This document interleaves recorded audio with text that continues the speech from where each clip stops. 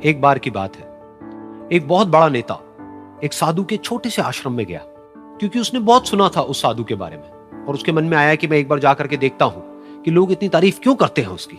तो जब वो उस आश्रम में गया तो वहां पर एक छोटा सा कमरा था जहां पर एक कालीन बिछा हुआ था। वहां पर कुछ लोग बैठे हुए थे नीचे और साधु जी सामने बैठे हुए थे। कुछ सवाल जवाब चल रहा था। तो जैसे ही वो अंदर गया, वो अकेला नहीं था, उसके साथ में 4 बॉडीगार्ड्स भी थे और उसको ये आदत थी कि जहां पर भी वो जाता था लोग अपनी जगह से खड़े हो जाते थे, उसकी तरफ देखते थे, हाथ जोड़ते थे, अपना सर झुकाते थे। लेकिन यहां पर ऐसा कुछ भी नहीं हुआ। साधु ने उसकी तरफ देखा तक नहीं, क्योंकि वो साधु किसी के सवाल का जवाब दे रहे थे। लेकिन नेता को इस बात पे गुस्सा आ गया। नेता को लगा कि ये मेरी बेइज्जती है। तो उस नेता ने साधु की बात को बीच में ही काटते हुए थोड़ा गुस्से से कहा, मैं आपसे कुछ कहना चाहता हूं। साधु ने उसकी तरफ देखा और बोले, आप थोड़ी देर रुकिए, पहले मैं इनके सवाल का जवाब दे लूं, उसके बाद में मैं आपसे बात करूंगा। तब तक अगर आप चाहें तो आप बैठ सकते हैं। बस साधु का इतना कहने की देर थी। नेता का चेहरा गुस्से से लाल हो गया और फिर उसने अपना सारा गुस्सा उस साधु के ऊपर निकाल दिया। अभी तक वो नेता बहुत ही तमीज से बात कर रहा था, यानी कि आप कह करके बात कर रहा था। अब वो तू तड़ाक पे उतर आया। नेता ने उस साधु को कहा, तुझे पता भी है मैं कौन हूं और तू किससे बात कर रहा है? साधु ने उसकी तरफ देखा और कहा, मुझे इससे कोई फर्क नहीं पड़ता कि आप कौन हैं, लेकिन आप जो कोई भी हैं, अगर आप चाहते हैं कि मैं आपके सवाल का जवाब दूं या आपसे बात करूं तो आपको कुछ देर रुकना होगा। और साधु के ये कहते ही नेता गुस्से से पागल हो गया और वहीं सबके सामने चीखने चिल्लाने लग गया, अब मैं तुझे तेरी असली औकात दिखाऊंगा। तूने मुझसे पंगा लेकर के ठीक नहीं किया है। तुझे पता भी है मैं तेरे बारे में क्या सोचता हूं। साधु ने फिर से उसकी तरफ देखा और बड़े ही प्रेम से कहा कि मुझे इससे कोई फर्क नहीं पड़ता है कि आप मेरे बारे में क्या सोचते हैं। आप जो चाहे वो मेरे बारे में सोच सकते हैं। फिर उस नेता ने बोला कि तू चाहे सुनना चाहता है या नहीं, लेकिन मैं तुझे बताऊंगा यही सबके सामने कि मैं तेरे बारे में क्या सोचता हूं। तू एक बहुत ही घटिया इंसान है। तू कोई साधु नहीं है, तू एक ढोंगी है, पाखंडी है और यहां पर जितने भी लोग बैठे हैं उन सबको बेवकूफ बना रहा है। तेरा बस एक ही मकसद है कि इन लोगों की जेब में जितना भी पैसा है वो सब तेरे पास में आ जाए। तू अपने फायदे के लिए इन लोगों का इस्तेमाल कर रहा है और अब मैं तुझे नहीं छोड़ने वाला। तेरा पर्दाफाश करके रहूंगा पूरी दुनिया के सामने।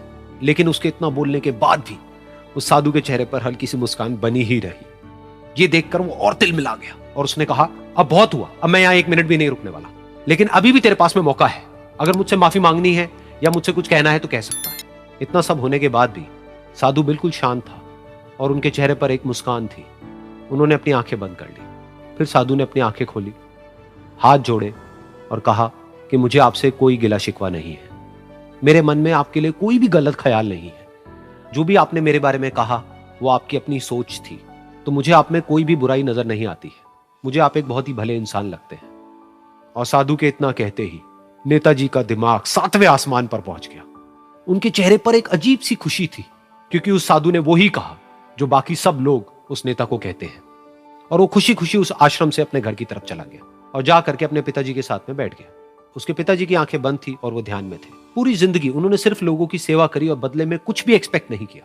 तो थोड़ी देर बाद जब उन्होंने अपनी आंखें खोली और देखा अपने बेटे को अपने साथ बैठे हुए, तो उनके बेटे के चेहरे पर आज एक अजीब सी खुशी थी जो आज से पहले उन्होंने कभी नहीं देखी थी। फिर उसने एक एक करके सब कुछ बताया कि आज क्या हुआ, किस तरह से वो आश्रम गया, वहां पर क्या हुआ, उसने क्या कहा, उन्होंने क्या कहा।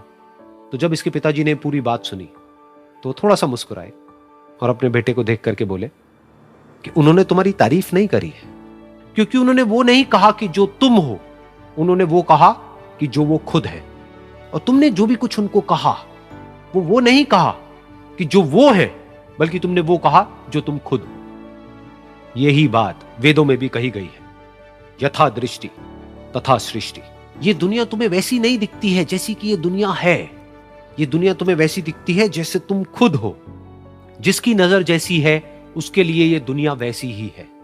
तो अगर तुम अपनी दुनिया को बदलना चाहते हो तो उसका सिर्फ एक तरीका है, अपनी नजर को बदलो।